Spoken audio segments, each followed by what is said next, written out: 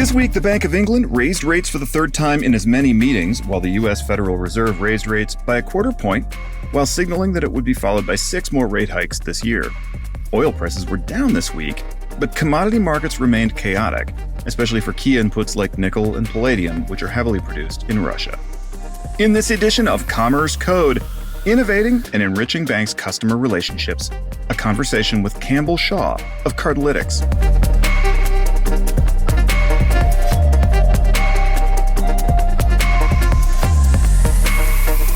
Dan Carell here, and this is Commerce Code, brought to you by DCA, the Digital Commerce Alliance. Thanks for joining us for insights into the evolving world of digital commerce.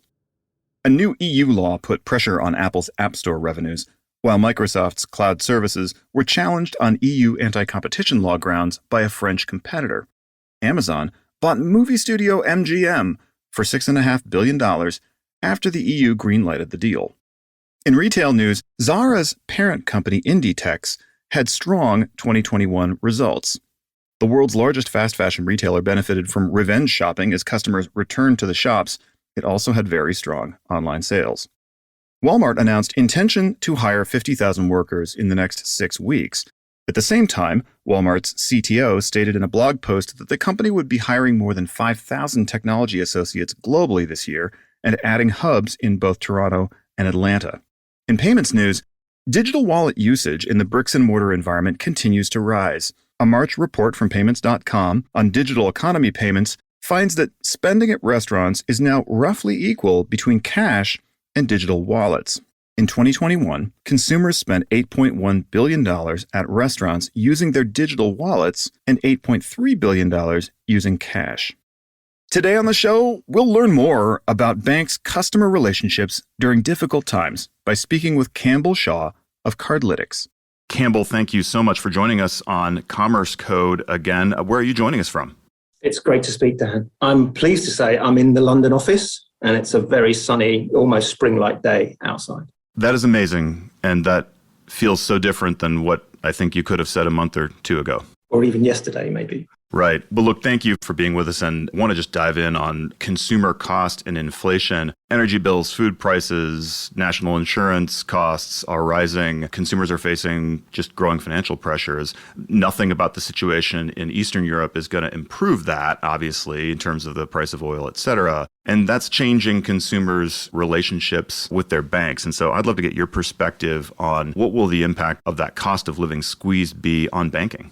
It is changing things, but it's almost a seamless transition from the previous big challenge of the pandemic, which revolutionized the opportunity for banks to engage with their customers. The banks are now very much in conversation with their customers about this type of environment that we find ourselves in. Given the 2 years that there's been so much change to our working practice, ability to work, as well as anything else, they are now very firmly the backstop in terms of where customers go for help.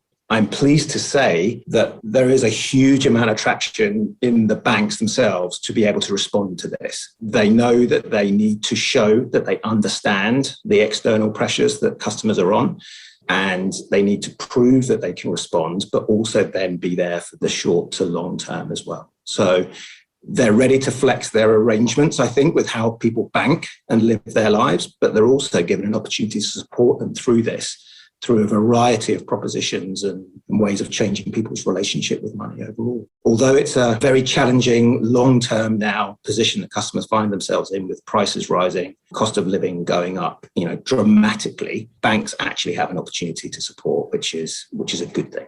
So if you've said that banks can be where customers go for help, there's receptivity inside banks for that role, which is great. From your perspective, how do you think banks can really help to support their customers in uncertain times like this? They have a privileged position because the digital revolution and, mobile banking apps initially have now transitioned to being able to help people regardless of where they're living their lives. So it's no longer you have to log into a website to access your details. There's in-app and out-of-app opportunities to guide customers, to support them, but also to bring propositions in those digital estates where people find themselves living their life, whether it be on a website, regardless of whether it's a bank or not, in the mobile banking app where they're transacting and moving money around every day, that they can actually do the critical thing that customers are always saying to the financial institutions: show me that you understand who I am. And then when I understand that you get who I am, show me how you can help me. And whether that's with saving them money on the most traditional rudimentary things or helping them budget in different ways, most of all, banks have the data to be able to help customers in the worst of times as well as the best of times. Is there a role for loyalty programs, tailored offers? Banks have, as you say, plenty of data with which they can do these things. In your view, will they use loyalty programs and tailored offers in a way that helps consumers to let their money go further? I am really passionate inside the office and with every bank person that I meet that they absolutely have to. This industry and marketplace and ecosystem that is now a proven entity should absolutely exist for the ability for banks to help their customers. People need to buy groceries. They need to put fuel in their car. Loyalty programs at their heart help customers save money on things that they need to buy. And the tailoring that you spoke about is incredibly important. And if a customer is deciding to do something, the bank can either get involved in the conversation and boost the cash back because there is money in the ecosystem to fund it in a net positive way and increase the value a customer can get, but also play a part in the next best action. That we see a lot now in the UK where a proposition or an offer could come to market to save money on a hotel or a flight, thankfully, now that the world is opening up again. And the bank is now playing a part by saying, well, we know you just bought a holiday or you're going somewhere. We have a travel insurance offer that can also increase your ability to save money because it's here at a discounted rate. So there's that nice cross-pollination now of the program living on its own 2 feet and helping the customer, but the bank also playing a part in that conversation as well, which makes it really successful. I think like everything in life, if this was easy, it would have happened years ago. I'm interested in your point of view on what's hard about this. What will banks need to adapt to or change in order to be able to do it effectively? It's definitely simple, but not easy. The bank has a number of priorities competing for attention within the bank, but also implementation roadmaps, the legacy transformation that every bank will always be on. Those are incredibly difficult jobs to do when you have a number of different areas all competing for finite resources and finite budgets. The thing that we get excited about is when loyalty now is understood, not from the lens of buy this, get that, but actually from the things that we've just been speaking about the socially important conversation that the banks can have. And so it's a strategic priority that needs to be looked at, not a tactical, this customer has got £2 this month. There's way more to the programs at a strategic level for the banks that we're now seeing them prioritize. That, I think, is about relationships and engagement. I personally think relationships are about trust, probably all relationships, but particularly commercial relationships. And I think you probably need trust to do some of the things that you've mentioned, right? So we know you're going on holiday, you might want some insurance. That voice needs to come from a trusted source. And so from your perspective, what do you think banks can do to sort of boost or build engagement and better relationships and trust with their customers? I think it's the fact that they want to have this conversation. The phrase, which isn't new now, a lot of people have seen banks as just dumb pipes. And I think that's a massive disservice to what banks can do to help customers. But they have to start the conversation, whether it's publicly go out and educate customers on the value of engaging with their bank, not just to transfer money from one place to another place, but to help achieve a goal or restrict exposure in some facet of their life. For a long time, banks have fought to be relevant, and now they have the perfect chance to get that conversation going of you've trusted us and we've proven ourselves to be a secure house for your money and to transact. Now let's add these new innovative propositions which can enhance and iterate the way that you engage with us. And it could be these new travel hubs. It's absolutely digital loyalty, which enables a customer to just save time and get more value. But visibility and starting the conversation, and it's the same with trust. You earn trust by giving trust. You have to start the conversation by taking ownership of that and not wait for the customer to come to you to ask and be curious as to how you might help. You have to be consistently telling customers how you can help and almost proving the old adage. Only when you are bored of talking about something do people actually get it and start to come around to your thinking.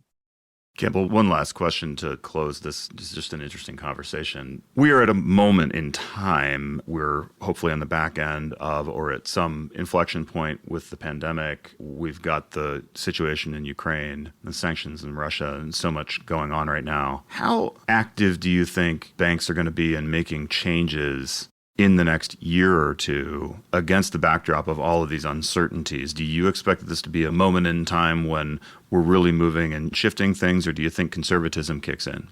I may have answered this differently if we were at the start. So the context for this is we're literally rolling from one global challenge to the next. And what I've seen in the last 2 years gives me confidence that the progress that banks have made in the last 2 years to just revolutionize the way that they work and that they start to deliver new features and functionalities or new ways to manage your money or new ways to secure your money and have confidence that is going to continue. Partly because if it stops, they will be irrelevant far quicker than they would have been previously, because that momentum has now built both in banks. But the great news is that there are fintechs now coming to fruition that genuinely have value to add together. And it's either in isolation independently, as some fintechs are proving, but it's also in collaboration. And so that speed just ever increases of banks being able to almost prepare for the challenge and respond to it, given the economic climate, the macro global one. Long story short, I've got real confidence in the future. Great, Campbell. We'll leave it there. Thank you so much for joining us on Commerce Code. It's been a pleasure. Absolute pleasure to talk to you. Coming right up, closing thoughts on the future of trust.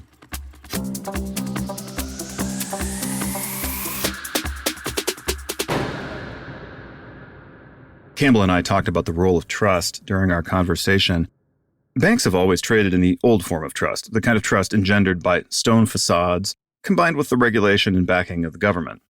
I think banks will always have some of both of those things, something that implies financial strength and some kind of government imprimatur. But here I want to talk about how trust is changing.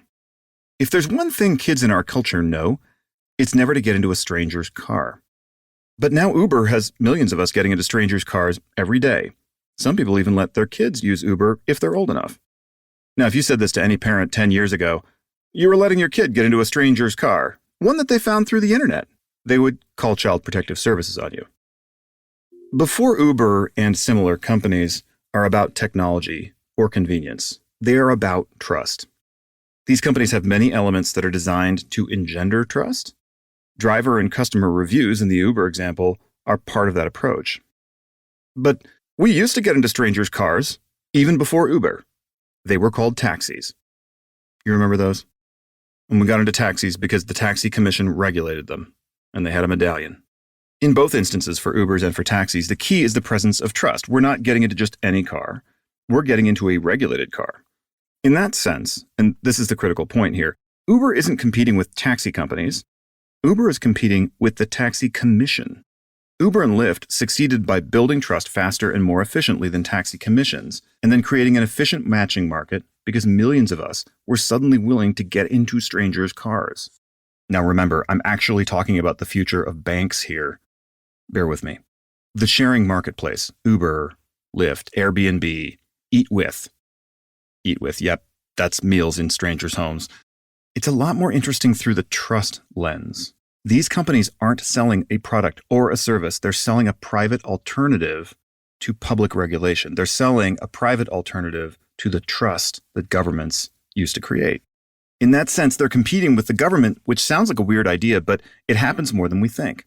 So take the problem of taxi long hauling, where the taxi driver drives too far and overcharges the passenger. How does a taxi commission handle it? Well, in New York, the passenger merely has to fill out, notarize, and mail a long route voluntary witness statement. Uber's competitive alternative is the one-star review. It's easier. More importantly, it's way more effective. How many New York cabbies really feared the appearance of a notarized long route voluntary witness statement? Probably none of them, because it almost never happened. All Uber drivers appear to fear the one-star review. And as a result, we trust, in a way, the Uber driver to take us where we want to go safely using a reasonable route. According to a thing called the 2022 Edelman Trust Barometer, financial services is the second least trusted industry sector, just ahead of social media companies who are currently solidly in last place. The Edelman Trust Barometer is a really good report. I recommend it.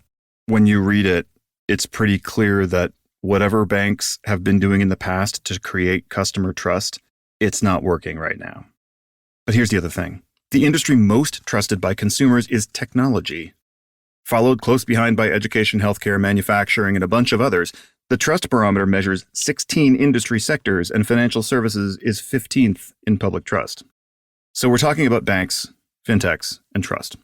I think banks have a risk here, and fintechs have an opportunity, or at least it's part of the fintech opportunity.